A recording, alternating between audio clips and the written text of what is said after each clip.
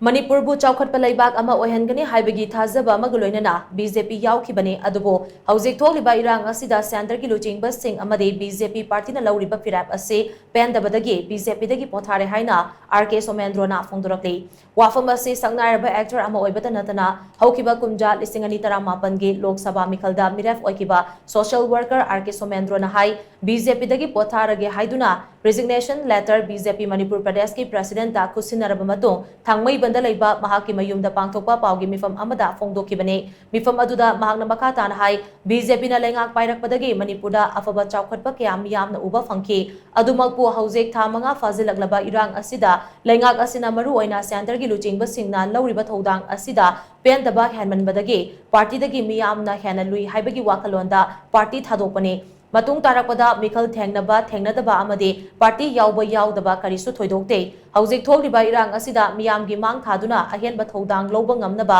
party thadokpani haina mahangna makha taki misi mina so yam thoba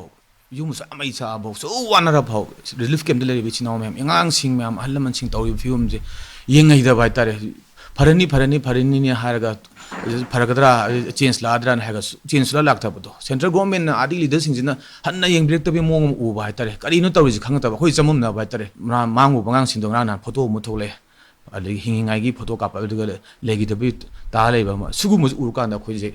करिनो खोइ तौरिजे खलकपा हाइतारे वखन सिदा दुगी मायोक्ता अंगांग सिंजिने Sartre sons अखोइ student ma'am लंबी दे थोलगा education तौबु कांदा अंगांग ma'am दो तोक्सन तौबिबा मो बोमना कापना खोतना सोइबा मैम सिंज करिनो तौरिजे खोइजे टी फिमजे यावदे खोइ सुम तुमिन लेबा चुमदे लेबा के दमक केनम तोबम थोइ मैम मैम तौरि सिमरक खोइ यावगा ममांग थारगा हाइतारे लेबा के दमले केनम तोबम थोइ को न खलका पार्टी तोक्साबनी